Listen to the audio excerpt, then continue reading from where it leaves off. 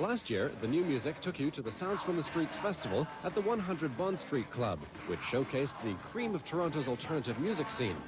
100 Bond has since closed, but the festival lives on. This year, it happened at the Rivoli on Queen Street.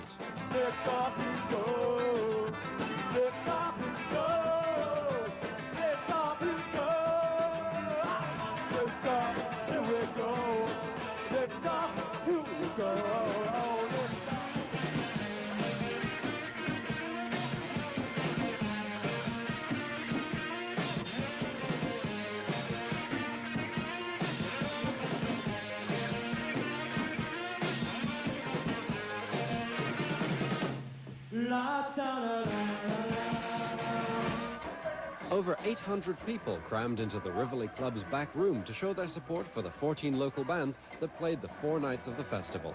What I'm doing is promoting what the radio is going to play in 5 years. This is the future of rock and roll in Toronto anyway. Hopefully for the rest of the world. The British invasion comes over here and we accept it as such and we buy all their stuff when the homegrown stuff is just as good, if not better. You guys come on. You're a hog for the camera. I want you guys to come over to my place. My mom's here tonight. Somewhere. There she is.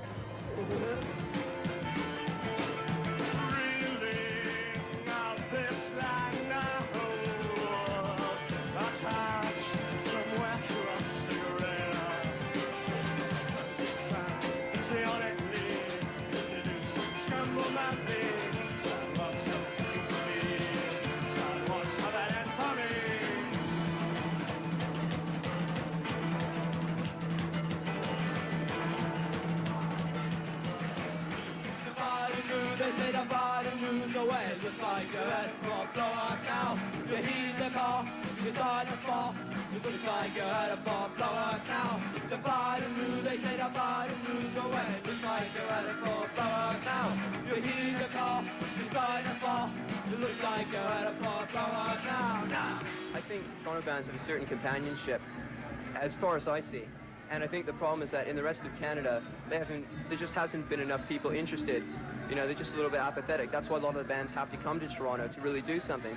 It shows that people are willing to work together, that we can organize, and that we can, you know, keep it together and show a united front, whereas the old wave of sort of punk bands seem to always battle amongst each other and go to each other's gigs and spit on each other and cut each other up and stuff. And we'd like to, you know, we're not into competition. We're all in this together.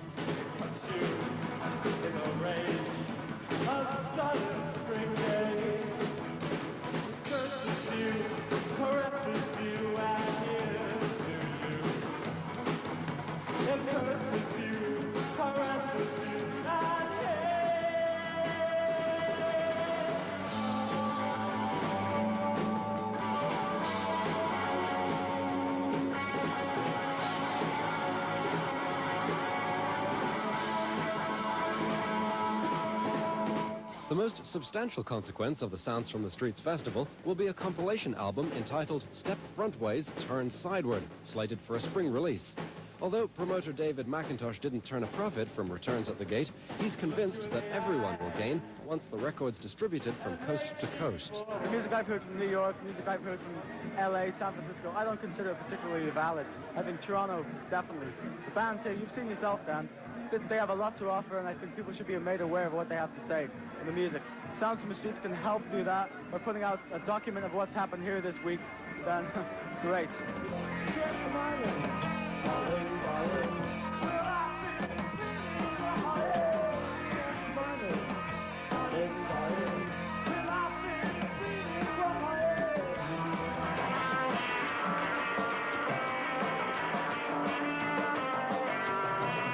The reasons why I know, reasons with my feelings. Surely we can lie when not to seem so revealing.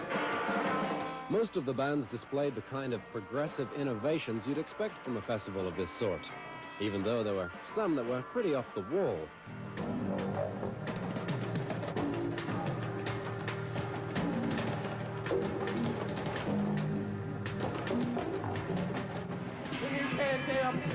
You can't see it. Oh, shit, you can't see it. You can't see it, yo. You can't see it. You can't say no. You can't say no. You can't say no. You can't say what you haven't got. You can't say what you haven't got. You can't say what you haven't got. You haven't got it. And at least one of the bands was, well, odd. Are we? Go for it.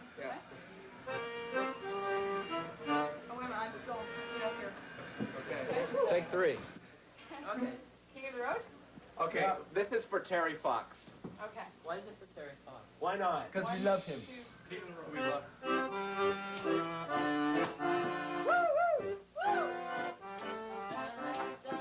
Yes.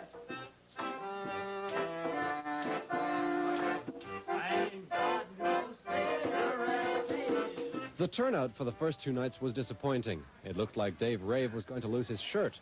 But by Friday, word had spread that the music was mainly of knockout quality, and the last 2 nights of the festival were both sold out.